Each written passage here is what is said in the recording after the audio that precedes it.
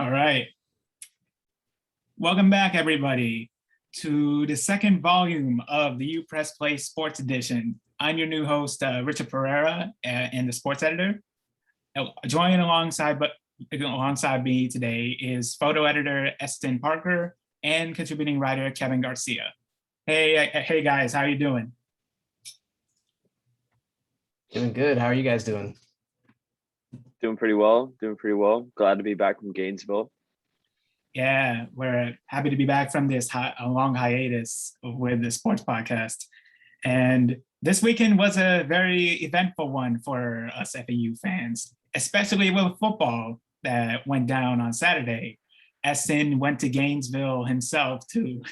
He probably had a lot of fun taking a lot of photos again between FAU and the Gators. Unfortunately, that fun would be limited as we did not complete the upset against UF as we lost 35-14. Eston, what were your thoughts watching the game?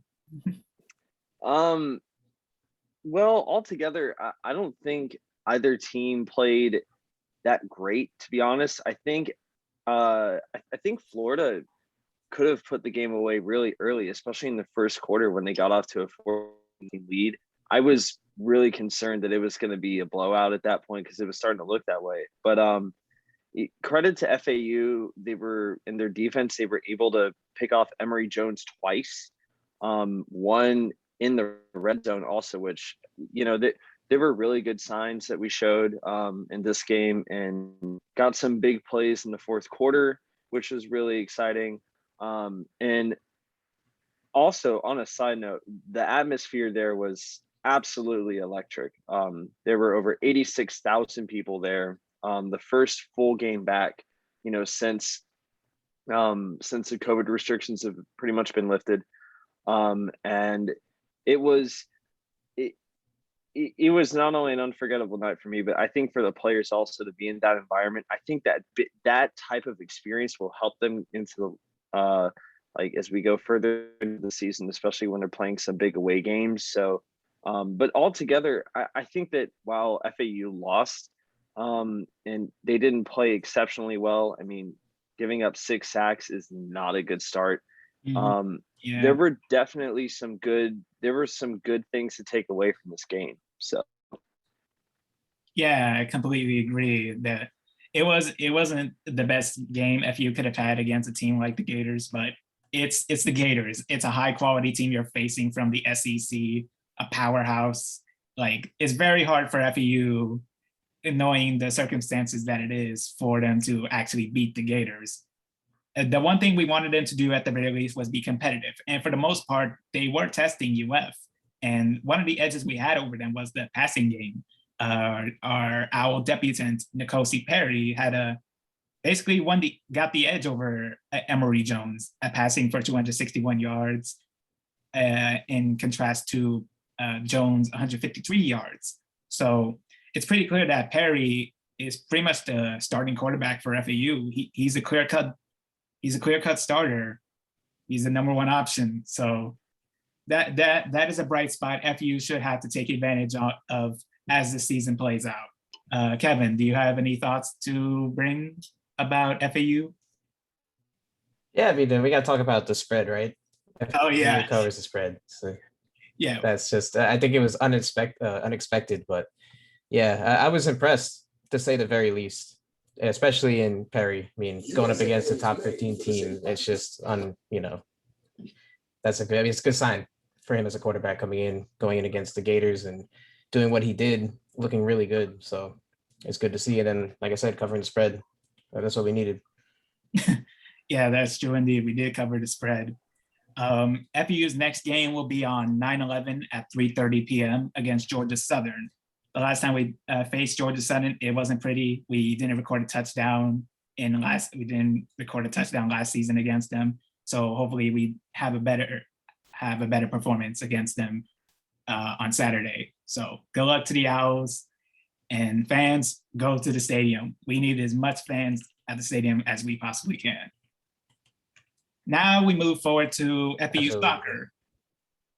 And the men's soccer, I'm just having a lot of fun. This is pretty much the best start FAU men's soccer has had, winning its first 3 games for the first time since 1996. I went to the game on Friday against Kaiser. Eston was with me as well, and we were just overjoyed that FAU is pretty much revitalizing itself after a successful campaign in the spring, and they're continuing on that this season in the fall. So this is, and Ivan Mikolenko, he has 3 goals in 3 games so far. He already has half of his goals. And after 3 games from last season, he recorded 6 last year, and now he has 3 in 3 games. So it looks like he will pass that goal mark again and probably climb up the charts of all-time goal scoring list for FAU in FAU history. So, Eston, what do you think? I think they showed a lot of perseverance too, especially after Kaiser got off with the 1-0 lead early in the second half. It was, I mean, Richard, as you stated, you and I were both there. It was exciting to watch, but it was frustrating to see Kaiser get that first goal because we had created a lot of chances, and the goal that was given up was really unfortunate. A really unfortunate error by our goalie, who his name is escaping me at the moment, but a really good response from FAU with Mikolenko's penalty. As you said, getting closer and getting further up on the scoring charts, and a fantastic goal from the edge of the box. What a shot! It was a real pretty curler, but altogether, even on the defensive end, like a really strong outing. And like you said, Richard, they're really carrying the momentum that they've got from the spring and getting off to a flying start. And it's looking like they're really building something special for this season. Yeah, that's one of the expectations I was having on them, that they build off of their success back in the spring and carry it forward to the fall. And right now, they've done that. FAU's next game will be on Thursday against the University of Texas at Rio Grande Valley, or abbreviated UTRGV, on Thursday at 7. So if they can go 4-0, which has been a long time since they've had a record like that, if they even had a record like that in history. So they just got to keep it up. They got to keep it up, stay undefeated as long as they possibly can, and carry that momentum into conference play, which will be absolutely crucial if they want to go further past the conference tournament. Next up is women's soccer, and their most recent games, they suffered a 1-0 overtime loss to Murray State on Friday, but they were able to bounce back with a 2-0 victory over Troy University on Sunday. So right now their record is 2 wins, 3 losses, and a draw. So while it's a slight improvement from last season, they still gotta curse some growing pains to take care of. They're pretty much having an up and down season. So Eston, what are you thinking of what FAU women's soccer must do to improve? I think you really nailed it. They've been really up and down so far, and they need to build some sort of consistency, whether it's at the attacking end with the combination of I think it's Bria Jones and our number 9, who, again, her name is escaping me at the moment, but we've had moments where we just don't seem to control the ball very well. And again, we've had flashes of excellence in playing really well. I mean, that initial game against Oakland that was a complete performance by us. And showed that even some of the younger players like Kaylin Johnston coming in as a freshman and stepping up, getting a goal, like there's talent there, but that consistency it's got to start coming through. But I think getting that win against Troy was a good response, especially after losing in overtime at home on Friday night. So hopefully they can build off of that win and maintain some success, especially as we get into conference play. Kevin, any thoughts to build off of what we said? I gotta be honest, I don't really follow soccer that closely. It's But, okay. I mean, It's okay. It's hard when the coverage is limited. It's hard to know about it, but yeah, FU men's and women's soccer. It's pretty clear that one is having a lot of success while the other is having ups and downs. But hey, um, that's how it is, and we're just hoping for the best as the season goes forward. Women's soccer's next game is on I forget. I'm pretty sure. Oh, Thursday against the University of South Florida, USF on Thursday at 7. So on the road. So, and the last game they had against USF, it was a 3-0 defeat. And me and Eston were there as well. It was just a dominant defensive performance on USF's part. So FAU should look to bounce back from that and try to get a draw at the very least, or pull off an upset victory over the Bulls. So good luck to them. And before we finish our section for FE Sports, I want to give a shout out to the volleyball team, FE Women's Volleyball. They started the season 5-1. They are currently on a 4-game winning streak. So congrats for them, and they keep up the pace, keep up the momentum, and keep on winning. Now, the NFL. Week 1 is on the way on Thursday. The first game of the season will be the Bucs and the Cowboys, the reigning Super Bowl champions and the team that is looking to revitalize themselves. So what are expectations going into this NFL season? Honestly, I think if we're going to make general predictions here, especially with this first game, I'm really interested to see how Dak Prescott will play, because he hasn't played since since he sustained his injury. He hasn't played all preseason. He's been dealing with a new injury. I believe it's with his shoulder. And the Cowboys are, to me, kind of an enigma, because they really struggled. They've been struggling without Dak, but at the same time, they still have Ezekiel Elliott. They have CeeDee Lamb. They have a lot of playmakers on that team. But where they go, I think a lot of it depends on the health of Dak Prescott.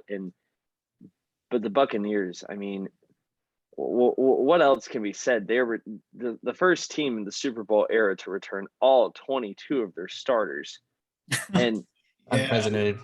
And it's scary to think that they've improved. I see Tampa getting an opening win, but for a general prediction, there's the Chiefs look they're probably going to be extremely good again, if not favorites in the AFC. And I guess behind them, you got to put Buffalo. And not it. I don't know in either conference who's going to be able to realistically challenge both the Buccaneers and the Chiefs. It's almost like they're your top, like there's your top two teams, and then there's that tier where they're really good, but they're not at that just exceptional level yet. Yeah, that's fair. I think the age-old question too is like, how much longer does Tom Brady have left? He's what, 44 now, and he's still going at an MVP level. It's unbelievable. Yeah, Brady's just immortal, and that's the power of Brady. Everybody stays on the team for next season, trying to repeat. That's just the power he has as a quarterback. Everybody just wants to stay with him. That's all there is to it. And the Bucs, they really pulled it through this offseason. And I do see them as a possible Super Bowl favorite. The teams even though I'm a Patriots fan, I'm not expecting much from them. I think this will be a rebuilding period, and we have a rookie quarterback in Mac Jones. Best of luck to him, but I'm pretty sure the Patriots will still be rebuilding. They could be in the playoffs, but I don't see them going far. The teams I do expect to improve a lot on are the Miami Dolphins and the Cleveland Browns. Miami has a lot to prove with Tua in his second year at the quarterback position. He has impressed a lot his rookie year, but there were some flaws that needed to be edged out for this offseason. And I'm hoping that I support Miami in trying to make the playoffs. Hopefully they have a better record, even though it was good, 10-6 last year. But this season they should really aim for really clinching a spot. And for the Browns, they went as far as they could. They impressed me. They beat the Steelers in the wild card and got to the divisional round, but they just couldn't go further than that. With a fully healthy team, I'm pretty sure they can become a possible dark horse to be a Super Bowl favorite should they go further than they did last year.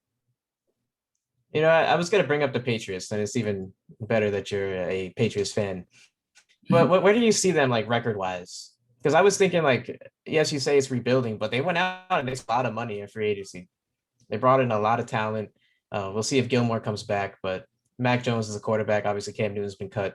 What do you think? What do you foresee as, like, an overview by the time the season ends? Where do you see them? Record-wise, I see, since it's 17 games this year, I'm thinking 9-8 or 10-7. Okay, that's fair. So we could have 3 playoff teams coming out of the AFC East. It could happen. It's not likely, but it could happen. Hey, if the division leader, regardless of the record, continues making the playoffs, anything can happen in the NFL. And Tom Brady is the definition of anything can happen as long as he is on a Super Bowl winning team. Yeah, that's so true. Honestly. Eston, anything to add though? Especially being a huge Dolphins fan, I'm really excited to see how Tua will improve this season, assuming he will. I am very much a fan of Tua, and I'm really interested to see how he'll do with what should be an improved receiving core, adding Jalen Waddle in the draft and getting Will Fuller on the outside. The amount of speed that the Dolphins have at that position it's kind of overwhelming to think about as a fan. I mean, you have guys like Jakeem Grant, who has Tyreek Hill level speed. He just doesn't have the same. He's not as good as a receiver as Tyreek Hill, but when he has the ball in his hands, he's quite an electric player. And Albert Wilson, who, when he played in 2018 and 2019, led the NFL in yards after catch. So the Dolphins have a lot of guys that can make, defensive players miss their tackles. But it's also a matter of Tua being able to have the time to throw the ball, because there's a lot of new players at the offensive line position for the Dolphins. And I'm personally not very concerned about the defense. Keeping Xavier Howard was extremely important. But I think this should be an improved year, and the AFC East should be extremely competitive. Yeah. Well, except for that team in New York. But yeah, we don't acknowledge them. I'm a fan of the real New York team. So the Giants. Yes. Yeah. All right. I don't, they have been suffering for many years. Let's just lay it off them for now. But yeah, they're not going to do anything in the AFC East. No. Now we move forward to Major League Baseball. Guys, have there been any bright spots that you've seen recently from any team that you've watched recently? Oh God, don't get me started. I'm a Mets fan, so yeah, it's been rough for me. I mean, you got 69 wins though, so it should all be good. Oh my God, yeah, I guess that's one way to look at it. Just I gotta stop myself, but I'll talk briefly about just Javi Baez and Francisco Lindor. Mainly Francisco Lindor. We're stuck with him for 10 years. He brings his buddy in from Chicago. His buddy's out there booing fans in New York, and that's just one thing you don't do. You don't disrespect New York fans, and man, it's just a childhood of trauma growing up rooting for this team, and then into my adult life still continues. Hopefully, at some point, I'll be proud to be a Mets fan. Eston, anything? See, I'm a Marlins fan. I thought maybe after last season that we could continue some momentum after making the playoffs last year. At this point, I'm I'm stunned. I'm still shocked that we made the playoffs last season, because this year I haven't been following them too much, but every time I've checked in, we have just been abysmal. I mean, it is looking, we're starting to look like that team again, that was on the field a couple or pretty much the year after we traded Stanton. You know, when a lot of those guys were gone, like Stanton, Yelich, Ozuna, and D Gordon. Like it's a really young team again, but they got some prospects in who hopefully can improve the team in 3 or 4 years. Will that happen? As a Marlins fan, I would love to say that I'm confident in them, but I'm also a Marlins fan, and I'm not going to get my hopes up too high. Hey, you've seen more World Series in your lifetime than I have, so. Hey, we have won 2. No idea how. That's something to be happy about. For my Red Sox, they're pretty much middle of the pack, but it looks like Tampa Bay is looking like a possible World Series favorite. Yep. It's hard to beat a team like the Tampa Bay Rays. Didn't they win the World Series last season? They did. They lost to the Dodgers in the World Series. Oh, yeah. Thanks for jogging my memory. But yeah, Tampa Bay, they're likely finalists. Like, if Boston can really catch up with a team like that, they really need to keep retooling. And same for the Marlins, same for the Mets. They just gotta keep retooling to really be much better than they are right now. Yeah, I feel like when it comes to baseball, oh, go ahead. Sorry. Oh yeah, keep going. I was just gonna say, like, we should just mention Shohei Ohtani for like 30 seconds. He's just the biggest thing going in baseball. Yeah, but I've been hearing his name a lot. He's been going off. The dude does not stop.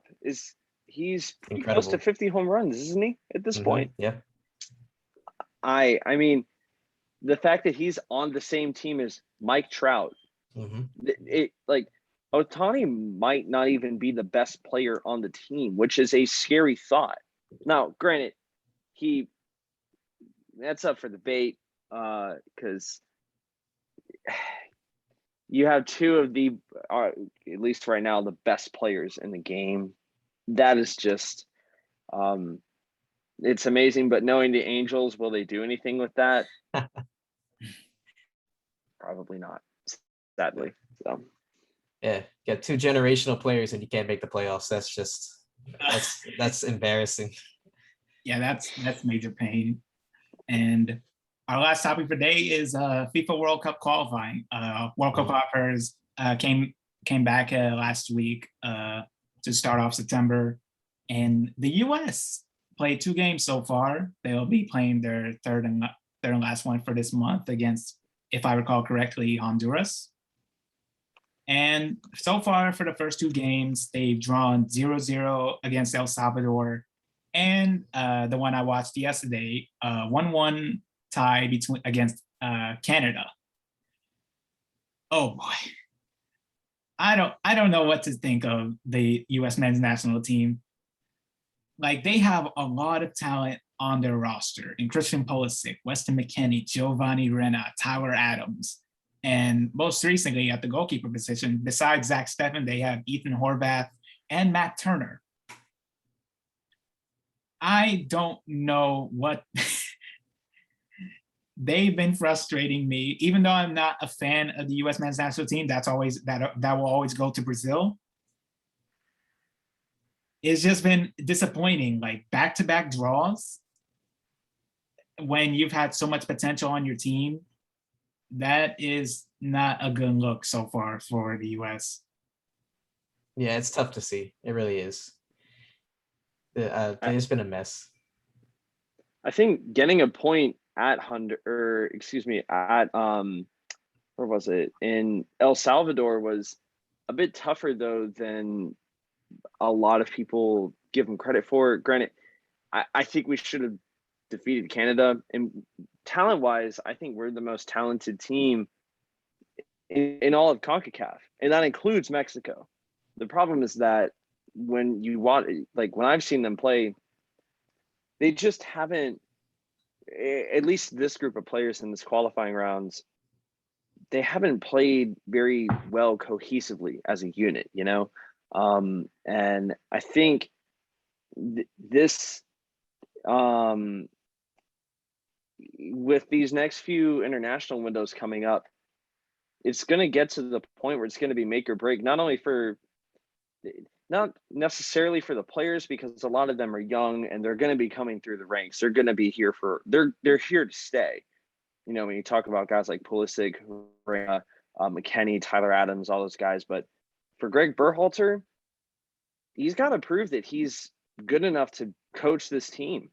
I mean, I would not be surprised if we go into the third or fourth round of qualifying, and if we're not, you know, I don't want to say assured a spot, but if we are not playing as we should be, I think his job could be on the line for sure, and they might look for what a lot of people would probably consider a higher quality coach. So I hope it doesn't get to that point, because I don't think the men's team doesn't need we don't need any more instability than we've had. But I think going into the next round after this game against Honduras, when we face Jamaica, Panama, and Costa Rica, I think those will be really important, because we'll probably bring in a very similar team, and they'll hopefully be able to play more as a unit rather than really good individually. Yeah, it's all a matter of playing with actual team chemistry, and not just playing like solo, like they're a group of individuals, as you said. Like, they just need to gel. Like, their group of players are talented. Make no mistake about it. They have a talented group of players that can really set the bar high for the future of U.S. soccer. But if back-to-back draws is all they can manage, not scoring any goals against El Salvador, well, credit to El Salvador, really, by keeping the U.S. scoreless. And then there's Canada, who has a world-class player in Alphonso Davies, who was probably one of the best left backs in his position. So the U.S. has to make their mark, because if they don't make a mark in this World Cup qualifying cycle, like, what is their identity? Or like, what is a signature play style that teams will have to be scared of? If no team is scared of the U.S., what point is there in having this group of players play every game from here on out? What they need is an identity. And right now, that identity isn't there yet. Kevin, is there anything you want to comment about U.S. soccer before we go? Well, I don't really follow the FIFA World Cup. I was looking forward to watching Argentina. I do support them. I'll comment on that. Yeah, I was hoping to watch Brazil and Argentina, but of course, drama. Yeah, that situation's unbelievable. Yeah, it was disappointing to see that, but hey, reading about it, it's just a mess. It really is just a mess. Yeah, that's what 4 players. The game starts and then the ref comes out and just escorts 4 players from the field. It's like, what is going on? Mm-hmm. Well, that will be all for our first episode of the sports podcast for the fall semester. Be sure to hit like and subscribe, and keep up with our notifications, and make sure to follow us on social media at UPressOnline.com, and with our Twitter handles, Rich26 for me, Rich26 Pereira, for Eston, simply Eston Parker. And Kevin, do you have a Twitter handle? Or I do not. I don't. Yeah, I gotta make one. I gotta get on there. It's okay. We'll make sure to let everybody know who to follow, how to follow you on Twitter. And follow us on Instagram, also at UPressOnline, and visit our website at UPressOnline.com, and to keep up with all news and sports alike. Thank you, and have a good day, everybody. Bye, everyone.